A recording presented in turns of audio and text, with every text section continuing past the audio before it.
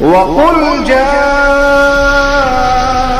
الْحَقُّ وَزَهَقَ الْبَاطِلُ إِنَّ الْبَاطِلَ كَانَ زَهُوقًا۔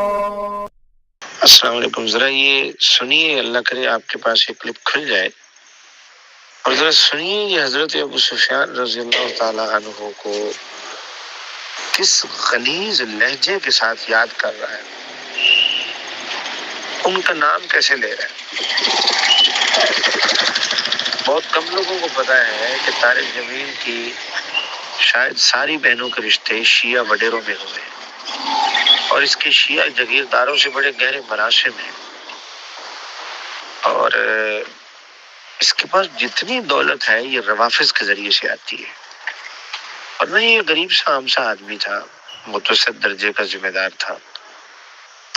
اس کے پاس جتنی اندھی دولت ہے رافضیت کو پروموٹ کرنے کی وجہ سے، اور اس کے لیے سب سے بہترین پلیٹ فارم جیسے ملا وہ اس کو پلیٹ فارم ملا تبلیغی جماعت کا۔ تبلیغی جماعت کے ذریعے آپ کفر پھیلائیے، شرک پھیلائیے، قادیانیت پھیلائیے، رافضیت پھیلائیے، بریلویت پھیلائیے، ہر چیز اس نے کھلا رستہ دیا ہوا ہے۔ اور ہمارے ہاں ایک عام محاورہ بولا جاتا ہے، گھوڑا گدھا سب حلال۔ ہم خود جماعتوں میں چل کے ان باتوں کی مشق کرتے رہے کہ جی بریلویوں سے جوڑ کے لیے نماز کے بعد پھر وہ جو اکٹھے ترانہ پڑھتے ہیں، مصطفیٰ جان رحمت پہ لاکھوں سلام، وہ ہم بھی پڑھ دیتے تھے جب ہم مدرسوں میں نہیں تھے اور سروزے چلے لگاتے تھے۔ تو تبلیغی جماعت نے ہمیں یہ سکھایا کہ اگر بریلویوں کے ساتھ بریلوی ہونا پڑے ہو جائیے، اور سلام پھیرتے ہی لا الہ الا اللہ کا جہرن اونچی آواز میں ورد کرتے ہیں، ہمیں بھی سکھایا گیا بھی جوڑ کے لیے تم بھی ساتھ پڑھ دیا کرو بھائی۔ تو تبلیغی جماعت ہر باطل، ہر کفر کو پھیلانے کے لیے بہترین پلیٹ فارم ہے۔ تو طارق جمیل کو یہ ٹاسک دیا گیا کہ تم یہ تبلیغی جماعت کے سٹیج سے، تبلیغی جماعت کے پلیٹ فارم سے رافضیت کا کفر پھیلاؤ۔ تو یہ دھڑلے سے پھیلا رہے ہیں۔ اچھا، تبلیغی جماعت سے تو میری ایک شکایت ہے نا، میں رائے گڑھ سے پڑھ کر آیا ہوں، میں نے رائے گڑھ میں پڑھا ہے، جو پڑھا ہے رائے گڑھ میں پڑھا ہے، صرف دور حدیث میں نے باہر کیا ہے۔ میرے 8 سالہ زندگی کا تجربہ اور نچوڑ یہ ہے کہ رائے گڑھ میں ایک بھی ڈھنگ کا عالم نہیں تھا، نہ کسی میں تدریسی صلاحیت تھی، نہ علوم اور فنون پہ مہارت تھی، نہ کسی کے اندر قرآن حدیث کو سمجھنے کا کوئی ملکہ، کوئی صلاحیت، کوئی گہرائی، کوئی رسوخ، کچھ بھی نہیں۔ ہر استاد تقریباً ایک عام سا 6 نمبری ہوتا تھا بس۔ تو جس طرح کوئی بھی مولوی جس کو آتا جاتا کچھ بھی نہ ہو اور تبلیغی جماعت میں چل کے ذرا تقریر اچھی کرنا سیکھ جائے، 6 نمبر بیان کرنا سیکھ جائے، اسی ٹائم کے میرے سارے اساتذہ تھے۔ ہم نے مشکات پڑھی، ہمیں کبھی ہم نے کسی حدیث پر ان کو کوئی سیر حاصل علمی گفتگو کرتے نہیں سنا۔ جلالین پڑھتے تھے، ہمارے اسباق یوں ہوتے تھے جیسے چٹکلے، تک بازی، تک بندی، اٹکل کی باتیں۔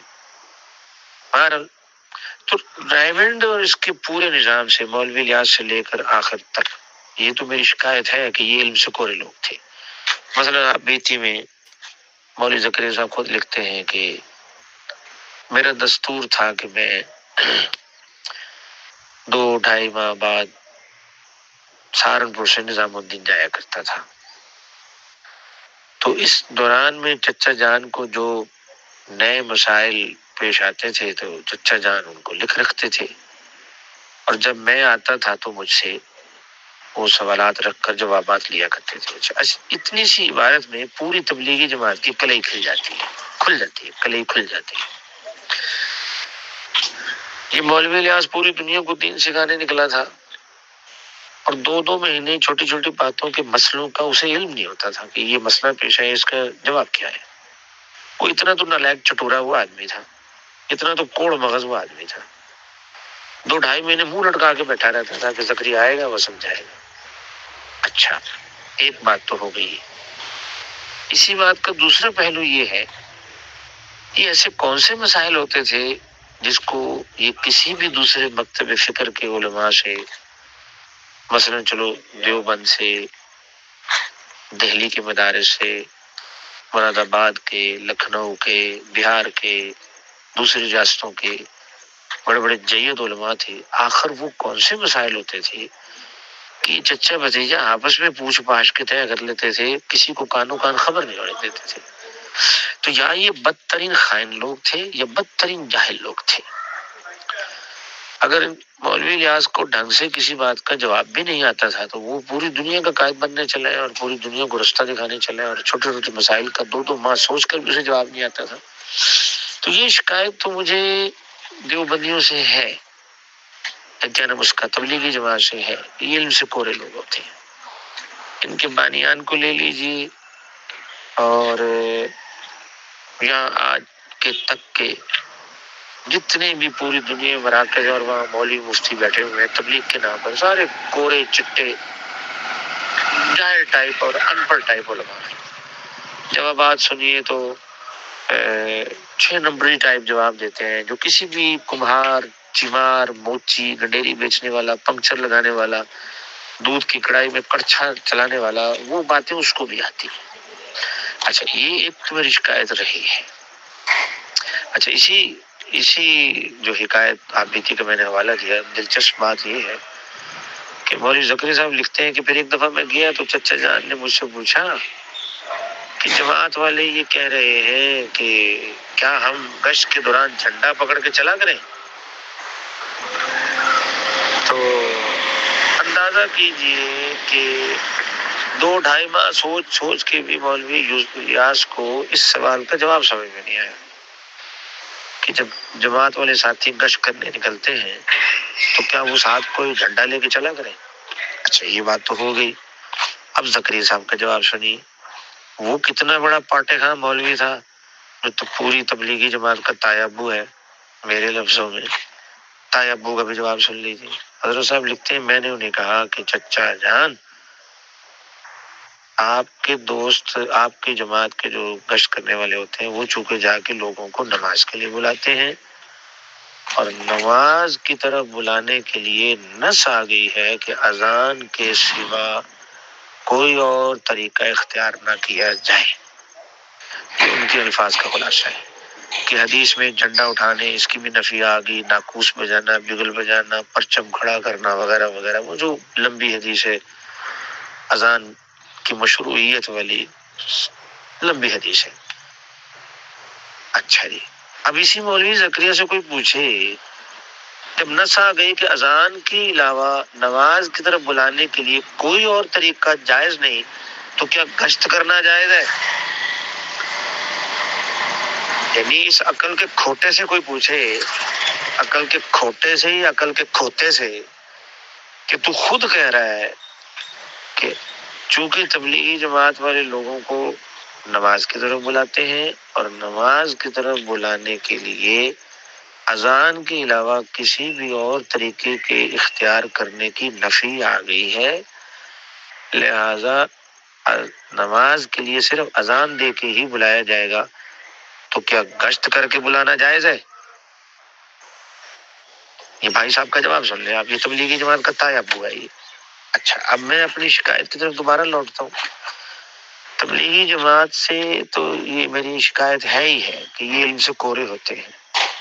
حیرانی کی بات یہ ہے کہ یہ جو باقی علماء بیٹھے ہوئے، کسی کے نام کے ساتھ شیخ المشائخ، فقیہ الازہر، شیخ الاسلام، مفتی اعظم اور فقیہ النفس اور مجدد ملت اور جناب نہ جانے کیا کیا، استاد الاساتذہ، رئیس المناظرین اور شیخ المشائخ، برکت الازہر، یہ جب یہ سارے لوگ تبلیغی جماعت کے پلیٹ فارم پہ بیٹھ کے ہر بے دینی اور گمراہی کی بات کرتے ہیں، ہر بدعت کی بات کرتے ہیں، ہر کفر کی بات کرتے ہیں، رافضیوں کے عقائد بھی آگے جا رہے ہیں، قادیانیت تک کی باتیں آگے جا رہی ہیں، تو لوگ تبلیغی جماعت والے تو ہیں ہی بدقسمت، علم کے کورے چٹے ان پڑھ ڈنگر ٹائپ لوگ ہیں، چاہے جتنا معزز نام ہو ایسے ڈنگر ٹائپ ہیں سارے، عوام کلا نام سے بھی گئے گزرے لوگ ہیں کہ قرآن پڑھ کے بھی کھوتے کے کھوتے ہی ہیں۔ یہ باقی علماء کدھر ہیں کہ تبلیغی جماعت کے چڑھتے سورج کے آگے سارے سر بسجود ہو گئے، لملیٹ ہو گئے، کسی ایک میں اتنا بھی علم نہیں ہے کہ میں ہی دنیا میں ایک اکیلا مجتہد باقی رہ گیا ہوں، میں ہی فقیہ ملت باقی رہ گیا ہوں، میں ہی مفسر قرآن رہ گیا ہوں، باقی سارے مر آ گئے ہیں۔ ان میں سے کسی میں اتنی ہمت اور جرأت اور اتنی عقل فلم فہم کوئی نہیں ہے کہ تبلیغ کے ممبروں پر صحابہ پر تبرے کیے جاتے ہیں، انبیاء کی تضحیق کی جاتی ہے، قرآن کے جو ہیروز ہیں اور مشاہیر ہیں قرآن کے اندر ان کا تمسخر اڑایا جاتا ہے، اور یہ سارے مولوی چوتیے بن کے سنتے رہتے ہیں۔ 2002 میں سیالکوٹ مرکز کے اندر ایک ڈاکٹر خالد نام کا، یعنی تقریباً آج سے 23 برس پہلے کی بات ہے، اس وقت وہ جوان ہوتا تھا، لاہور کے اندر سرجن تھا، یہ لیپروسکوپک پورے لاہور میں وہ اکیلا سرجن تھا کہ پیٹ کی زائد چربیوں کو اتارنے کا وہ آپریشن کیا کرتا تھا، بڑا فعال تبلیغی۔ تو اس وقت تھوڑا تھوڑا ہم بھی کبھی شبی جمعہ وغیرہ پہ چلے جاتے تھے، تو اب وہ ممبر پر بیٹھا بکواس کر رہا ہے، بکواس سنیے، کہتے ہیں جو اصحاب کہف تھے یہ ایمان والے تھے، دعوت والے نہیں تھے، اگر دعوت والے ہوتے تو غار میں نہ چھپتے، چونکہ صرف ایمان والے تھے دعوت والے نہیں تھے اس لیے غار میں چھپنا پڑا۔ تو ایسی ایسی ہرزہ سرائیاں ہو رہی ہیں، اصحاب کہف کی طرف آ جائیے، اللہ ان کی کروٹوں کا ذکر کر رہا ہے، ان کی سلوٹوں کا، ان پر پڑنے والی کرنوں کا، ان کے دن کا رات کا، جہاں وہ لیٹے ہوئے ہیں اس غار کی نوعیت کیا ہے، اس کا دہانہ کیسا ہے، اندر سے کیسا ہے، جھانکنے والے پر ہوتا کیا ہے، تعداد کتنی ہے، پھر اس کی چوکھٹ کا حال ہے، چوکھٹ پہ کتا بیٹھا ہوا ہے، کتے کا بھی ذکر ہو رہا ہے، پھر کتے کی حیثیت بیان کی جا رہی ہے۔ خدا کو یہ اپنے مومن بندے اتنے عزیز، پھر وہ جب جاگتے ہیں پھر ان کی گفتگو، پھر ان کی بھوک کا ذکر ہوتا ہے، پھر کھانا لینے جاتا ہے، اس کی جانا، اس کا آنا، قرآن کریم ان کو کتنی تفصیل سے ان کی مدح بیان کرتا ہے، ان کی منقبت بیان کرتا ہے، اور ان کی یعنی عظمت کو بیان کرتا ہے، اور ایک چوتیا سا ڈاکٹر اٹھ کے ممبر پہ کہتا ہے ان میں ایک کمی بھی تھی، وہ کمی یہ تھی کہ یہ دعوت والے نہیں تھے، اور دعوت والے نہیں کا مطلب دعوت والے سے مراد یہ جو مولوی ریاض کے زمانے کے بعد ایک کانسیپٹ کریٹ ہوا ہے کہ نو ایجاد تصور، اس تصور کے مطابق وہ دعوت والے نہیں تھے۔ تو ایسی ایسی ہرزہ سرائیاں تبلیغ کے ممبروں پر ہو رہی ہیں۔ اب یہ کھلا گیٹ ہے، یہ مین گیٹ ہے، قادیانیت گھسا لیجیے، اس میں رافضیت گھسا لیجیے، کفر گھسا لیجیے، بریلویت گھسا لیجیے، اکابر پرستی گھسا لیجیے، انبیاء کرام کی توہین، قرآن آیات کا تمسخر، تحریف، دجل، تلبیس، تدریس، جو جہاد کا انکار، اکابر کی مذمت اور صحابہ اکرام کی عظمتوں کو مٹی میں ملانا، جو مرضی گھسا لیجیے، بڑے آرام سے تبلیغی جماعت میں ہر آدمی اپنی جگہ بھی بنا سکتا ہے اور اپنی بات کو چلا بھی سکتا ہے، اور وہ اپنی بات کو دنیا کے ہر کونے تک پہنچا بھی سکتا ہے بہت آسانی سے۔ تو تبلیغی جماعت تو کفر کی منڈی، لاری اڈا ہے یہ کفر کا، جہاں سے ہر روٹ کی بس ملتی ہے، بدعت کی روٹ کی بھی مل جائے گی، آپ کو کفر کے لیے جانا ہے کفر کی بس بھی مل جائے گی، جیسے لاری اڈا ہے نا، تو ملک بھر کے صوبوں کو جانے کی ہر بس مل جاتی ہے۔ تو تبلیغی جماعت کفریات اور ضلالتوں اور گمراہیوں اور بدعتوں کا لاری اڈا ہے، جہاں کی مرضی بس پکڑی مل جائے گی، بیٹھیے جائیے، سفر کیجیے، مزے کیجیے۔ اب میں آپ کو اپنا ایک بہت دلچسپ واقعہ سناتا ہوں۔ اچھا، میں تبلیغ والوں کے پاس بیٹھنا حرام سمجھتا ہوں، لیکن جیسے جیسے آدمی کے علم میں پختگی آتی چلی جاتی ہے، معلومات میں اضافہ ہوتا ہے، وہ اس پر حقائق آشکارا ہوتے چلے جاتے ہیں، باتیں کھلتی چلی جاتی ہیں، تو ظاہری بات ہے بتدریج اس کی رائے میں بدلاؤ آتا ہے۔ تو شروع میں ہم بھی ان کو سمجھتے تھے کہ یہ معمولی سے گمراہ ہے، جب مزید غور سے دیکھا تو اور خطرناک نظر آئے، اور غور سے دیکھا تو اور خطرناک نظر آئے، حتیٰ کہ پھر میں اس نتیجے تک جا پہنچا ان کی شکلیں دیکھنا بھی حرام ہے، ان کے پاس بیٹھنا بھی حرام ہے۔ یہ بدبخت لوگ ہیں، ان کے پاس بیٹھنے والے کے دل پر اگر ان کی کوئی بات کا اثر چڑھ جائے نا، وہ اترتا نہیں ہے۔ تو جو میں سنانے جا رہا ہوں اس سے پہلے ایک بات بتاتا ہوں۔ میں ایک دفعہ ایک قاری صاحب کو ڈھونڈنے کے لیے ایک مسجد میں داخل ہوا، اس وقت میں جھنگ اپنے آبائی وطن میں ہوتا تھا، تو مجھے محسوس ہوا کہ وہ قاری صاحب تو نہیں ہے۔ مسجد کے ماحول میں تھوڑی سی تبدیلی دیکھی، ایک طرف بستر لگے ہوئے تھے، اندازہ ہوا کہ شاید جماعت آئی ہوئی ہے، اور قاری صاحب بھی ان کے ساتھ کہیں گشت پہ نکلے۔ اتنے میں مجھے مسجد کی ایک جانب سے جوتیوں والی جگہ کے ساتھ ایک بغل ایک کمرہ تھا، وہاں سے مجھے آواز آئی، ادھر آ جائیں جی، کس کو ملنے آئے ہیں؟ تو میں نے پلٹ کے دیکھا تو ایک تبلیغ کا ساتھی، مہمان خانہ ٹائپ کمرہ تھا مسجد کے ساتھ، وہاں بیٹھا کھانا بنا رہا تھا، سالن، اور اس کے ہاتھ میں کفگیر تھا، ہمارے ہاں یہاں پنجابی میں ڈوئی کہتے ہیں، سالن کو ہلانے کا چمچ ٹائپ، اردو میں کفگیر کہتے ہیں۔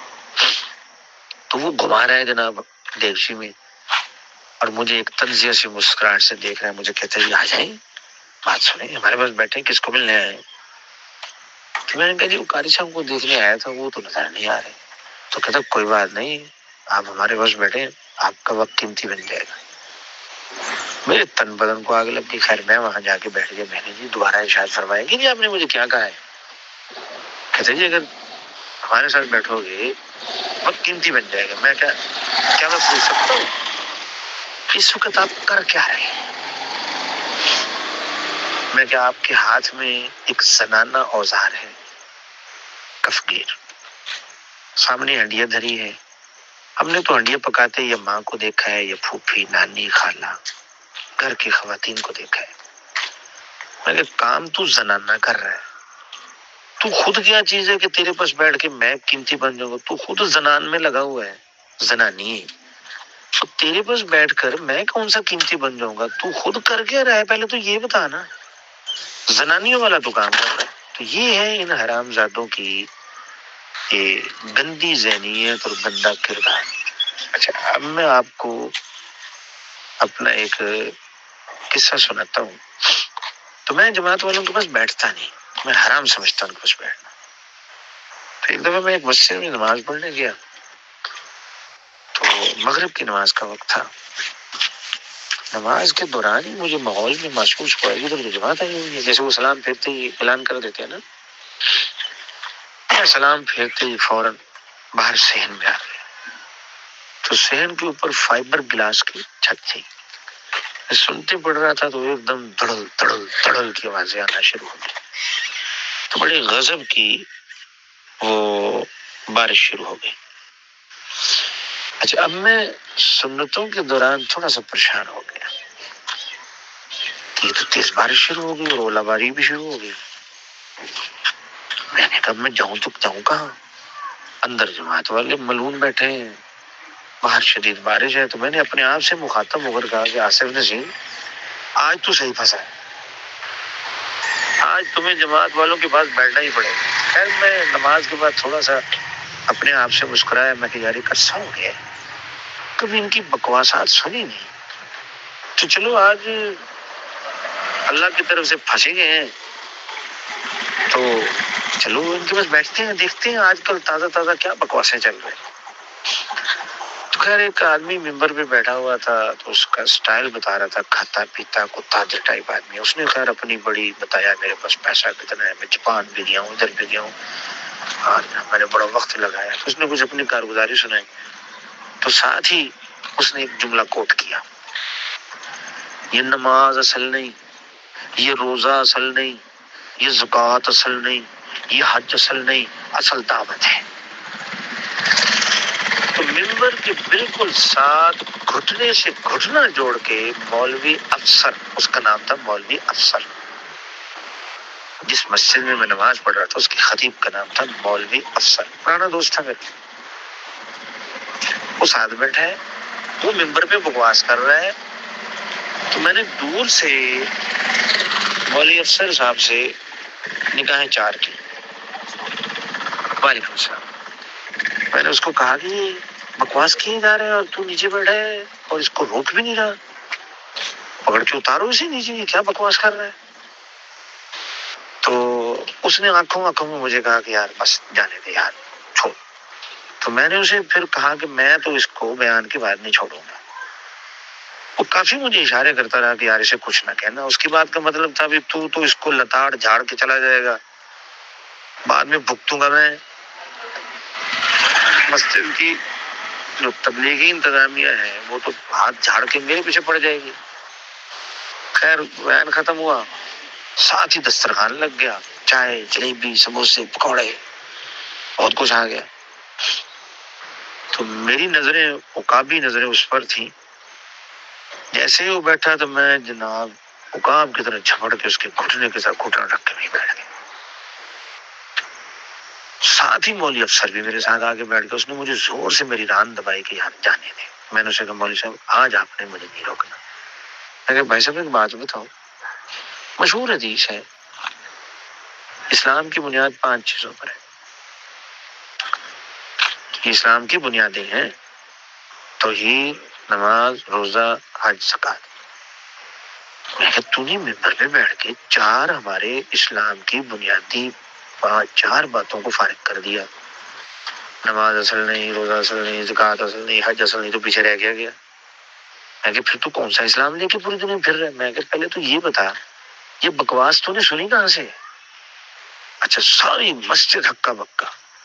الفاظ میرے بڑے تھوڑے سے یعنی سخت بھی تھے اور تھوڑے خلاف ادب بھی تھے، لیکن میں ایسے معاملات میں پرواہ نہیں کرتا. میں کہ تو نے ممبر پہ بیٹھ کے بکواس کر دی، نماز اصل نہیں، روزہ اصل نہیں، حج اصل نہیں، زکات اصل نہیں، تو پیچھے کیا باقی رہ گیا؟ میں کہ کون سا اسلام پھر رہ گیا جو لے کے پوری دنیا پھر رہے ہو؟ اور یہ بکواس تو نے سنی کہاں سے ہے؟ اور میں کہ تمہیں اجازت کس نے دی؟ تو ممبر پر یہی بکواسیں کرنے کے لیے چڑھتے ہو؟ تو مولوی افسر بیچ میں پڑا، اس نے کہا نہیں جی نہیں، بات غلط ہوئی ہے تو بھائی آپ بھی نہ کریں گے اندہ تو نہیں کرنی چاہیے. باقی مولوی صاحب جانے نہیں چاہیے. تو صرف تبلیغی انتظامیہ گرم، ان کا بس نہ چلے کہ میری بات ایسی تھی اس کو جھگڑا کہا جا سکتا. اور میں سر پھرا گرم، میں تیری ایسی کی تیسی. میں کہ تم لوگوں کو ممبروں میں بیٹھنے کون دیتا ہے؟ میں کہ کہاں سے سنی یہ بکواس تو نے؟ اور ممبر پہ بک رہا ہے تو جناب یہ اسلام پورے کا انکار کر رہا ہے، یہ کون سی تبلیغ ہے؟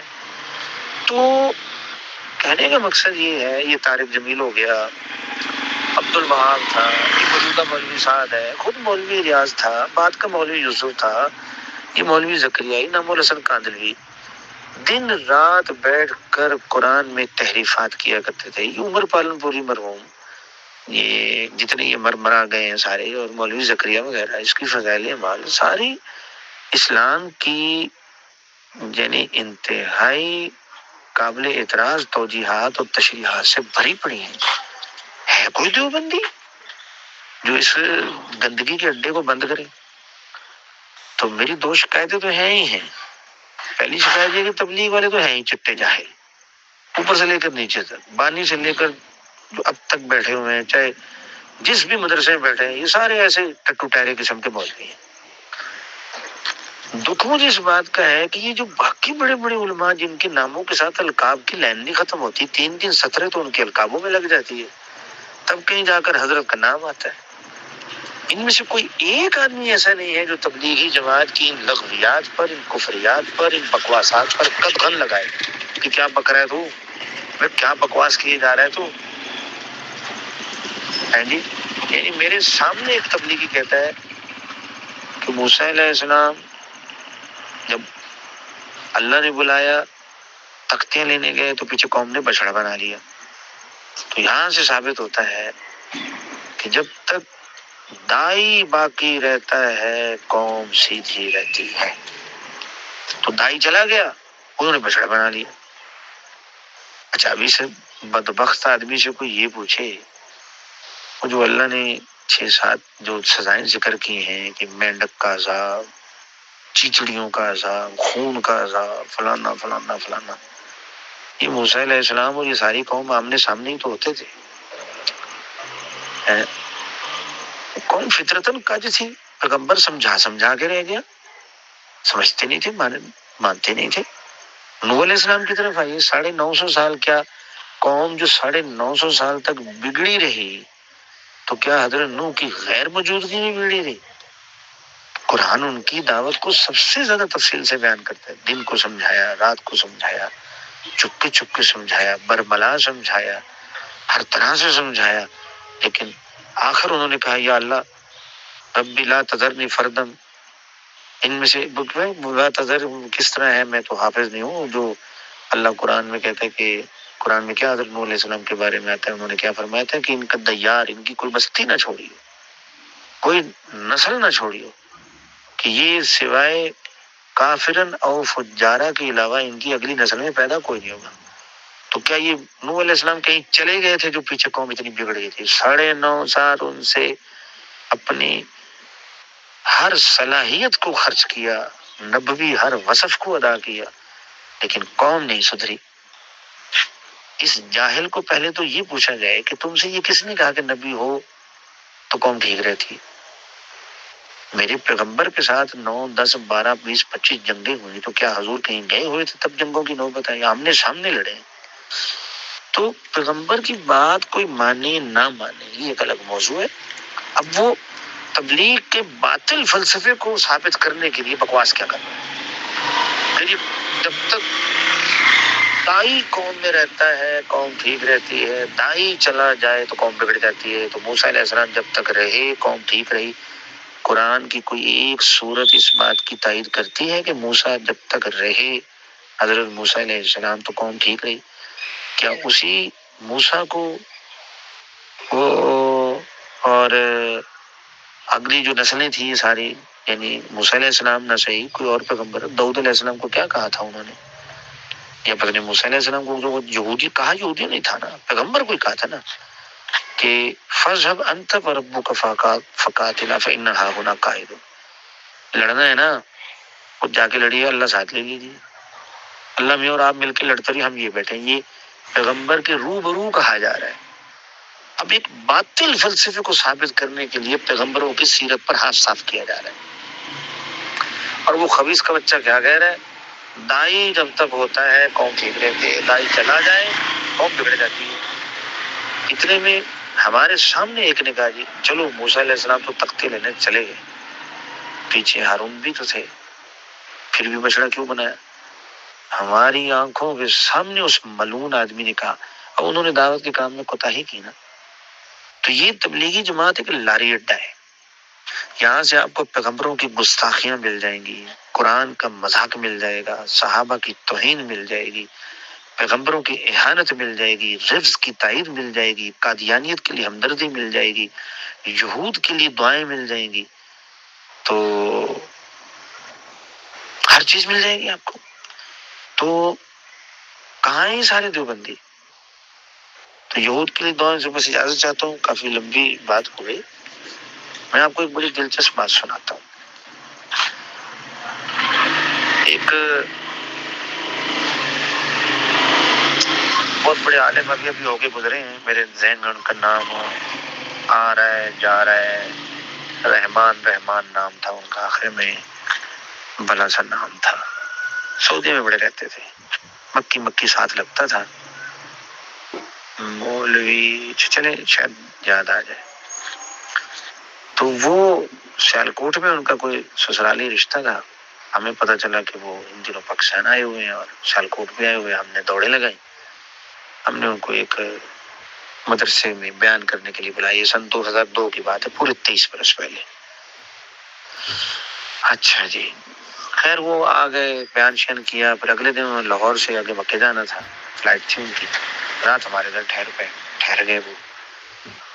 تو ہم سارے اس وقت لڑکے تھے، 23 برس پہلے کی بات ہے، میری زندگی جتنی ہو چکی ہے اس سے آدھی زندگی پیچھے چلے گئے آپ۔